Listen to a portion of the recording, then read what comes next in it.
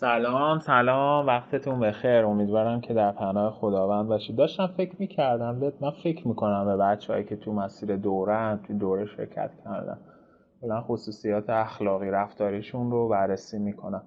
داشتم فکر میکردم بهت، بعد واقع بینانه که نگاه میکردم میدیدم توی مسیر پاکی نیستی و مسیر پاکی رو دنبال نمی‌کنی. تو این فکر هستی که داری دنبالش میکنی اما واقعا دنبال نمی‌کنی و خواهانش نیست. اصلا نگرفتی پاکی چیه، پاک شدن. پاکی رو تکنیکی نگاه میکنی و دنبال یه تکنیکی، یه وردی، یه معجون جادویی، یه اتفاق خاصی که پاکی بهت بده. و یعنی چی؟ یعنی هم شهوت رو میخوای، هم زندگی به سبک قدیمی رو میخوای، هم میخوای هم پاکی رو میخوای. در صورتی که شهوت و پاکی هیچ موقع تو طول تاریخ بشریت، تو طول تاریخ حیاتشون در کنار هم نبودنه. یا شهوت بوده یا پاکی بوده. من نمیتونم هم شهوت بخوام، شهوت بکنم، همین که پاک بخوام باشم. نمیشه، یکی از این دوتاست. من وقتی فیلم پر میبینم خود ارضایی میکنم. اصلا فیلم پر دیدن نیست شهوت. من وقتی پیش افرادی میرم که نمادهای شهوت رو دارن معرفی به من میکنن، تو گفتارشون، رفتارشون، کردارشون، پوشششون، تمام توصیفهای واضح جنسیشون، محیطهایی که داره نمادهای شهوت رو به من عرضه میکنه، مکان‌ها، پاساژها، تمام اینا، من نمیتونم پاک بشم. یعنی من میخوام سبک زندگی قدیمی گذشته خودم رو حفظ بکنم و میخوام پاک بشم. نمیشه اینجوری. شما اینا رو داری. یعنی وقتی که نگاه میکنم، یا مثلا چند روز پیش که از پیج، از کانال لفت دادی، اصلا نمیگم باشی یا بمونی ها، اصلا قصد و غرضم الان این نیست. من چیزی که متوجه شدم، اینو متوجه شدم که اصلا حواست حتی به کانالم نیست، به محتواها نیست. میدونی حالا به این هیچ، یعنی کنجکاوانه دنبال نمی کنی این مسیر پاکیت رو. یعنی به من ایمان نداری، به دوره‌ای که توش اومدی ضعیفه. تو ذهن دو تا چهار تا میکنی و اینجوری حلاجی هایی که پای و اساسش، بیسش عدم ذهن آگاهیه، اینا رو انجام میدی. خب اینجوری نمیتونی پاک بشی. اینجوری مسیر پاکی نیست اصلا. تا تو ببین، منم نتونستم من تا 24 سالگیم نتونستم.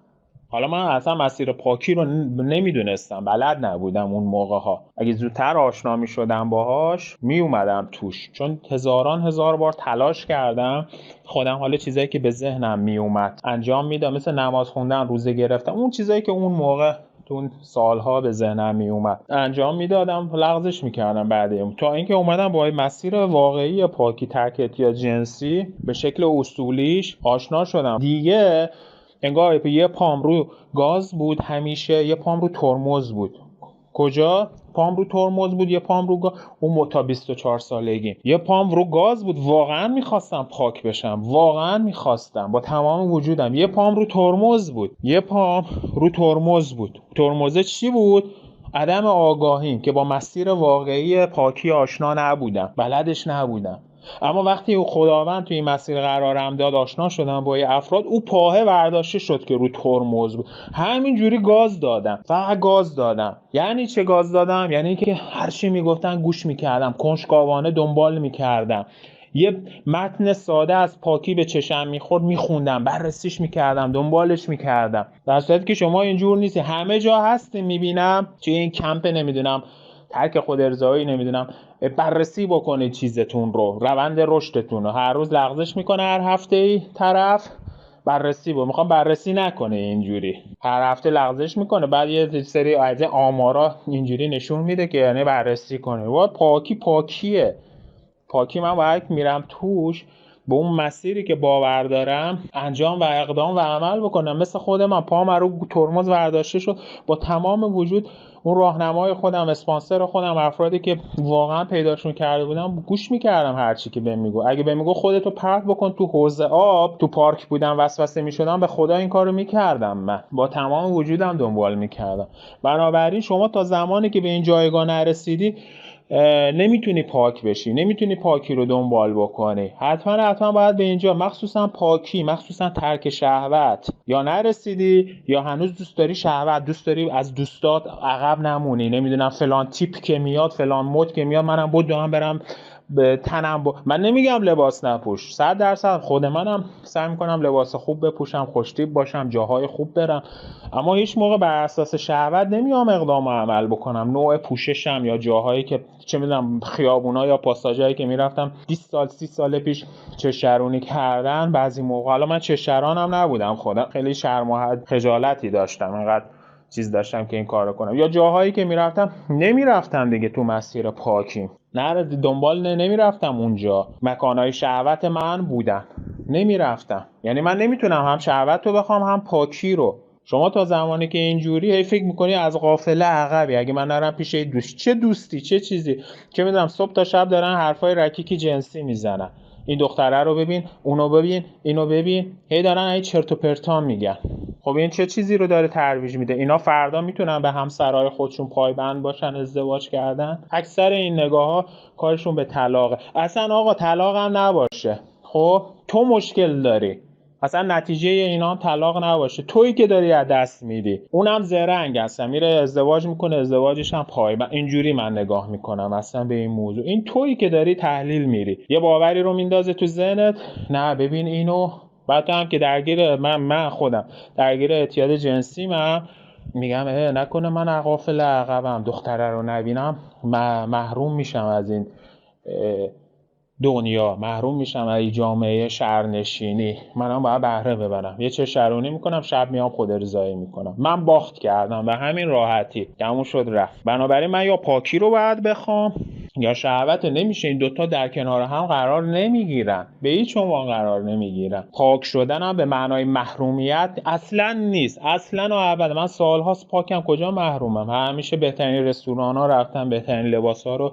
خریدم، حتی بهترین ارتباطات رو هم زدمه، چه با جنس مخالف چه با هم جنس خودم. تازه بهتر از گذشته ها که اعتماد به نفس نداشتم، عزت نفس نداشتم، نمیتونستم با یه جنس مخالف صحبت بکنم یا سختم بود. پاکی یعنی رهایی، یعنی آزادی، یعنی عشق ورزیدن به حضور خداوند، به حضور خودت، به حضور دیگران، یعنی لذت بردن. طرف میاد میگه من محروم شدم، من یعنی محروم میشم از رابطه جنسی، از نمیدونم لذت جنسی. میگم مرد حسابی، مگه تو همین الان اصلا خیلی آزاد و غیر محرومی از رابطه جنسی که فکر میکنی من محروم میشم؟ مگه الان تو اصلا رابطه جنسی داری؟ شرح رابطه جنسی، تعریف رابطه جنسی داری مگه الان؟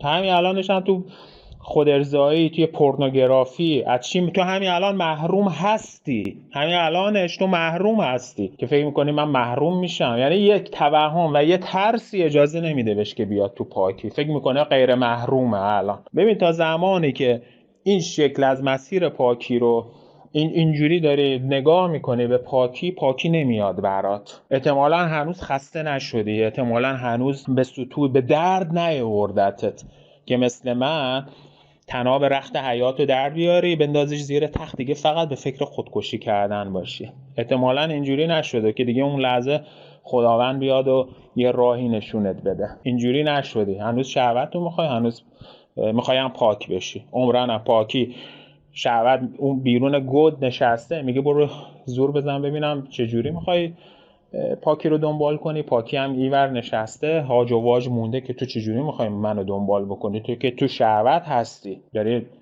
جاهایی میری که نباید بری، داری با افرادی میگردی که نباید ارتباط داشته باشی، داری کارهایی رو میکنی، چشات داره جاهایی میره که نباید بره و چجور میخوای منو داشته باشی. بنابراین پاکی باید دنیایی هم مطابق با خودش درست کنی و ایجاد کنی توی زندگی.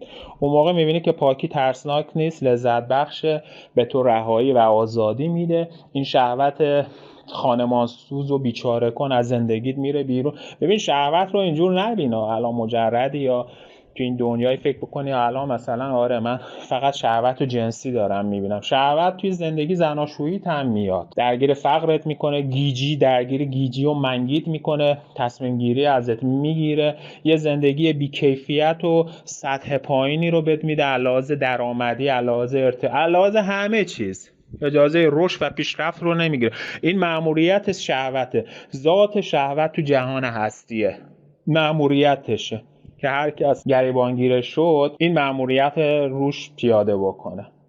بنابراین شما یا پاکی رو میخوای یا ناپاکی رو. من باید پاکی رو بخوام وقتی که تو مسیرش میام. نمیتونم تفسره، سفسطه، چه میدونم مغلطه، ماده بزنم برا خودم. اینجا مثلا یه نگاه کوچیک میکنم، اونجا فقط یه تصویر کوچیک میبینم، اینجا این رفتار رو میکنم، یه ذره است فقط. اینا نداره. نمیتونم سر خودم کلاه بذارم. شهوت در درون منه، سر خودم دارم کلاه میذارم. فقط یک کلیک اینو ببینم، این عکس رو ببینم، فقط یک کلیک. فرقی بین یک کلیک با 2000 تا کلیک بعدش نه وجود نداره. امیدوارم بگیری اینا رو و مسیر پاکی واقعی رو توی زندگیت پیاده بکنی و به کار ببری. در پناه خدا باشی. دوست دارم پاک بشی، اینو واقعا میگم، دوست دارم پاک بشی، مسیر پاکی رو دنبال بکنه. خیلی واقعا این رسالت خودمه، کمک کردن به دیگران تو مسیر پاکشون. با تمام وجودم دوست دارم تو هم پاک باشی، پاک زندگی بکنی و از نتایج و اثرات پاکی تو زندگیت برخوردار باشی. امیدوارم درک بکنی این وایس رو و متوجه باشی و پیاده بکنی توی زندگی. در پناه خدا باشی.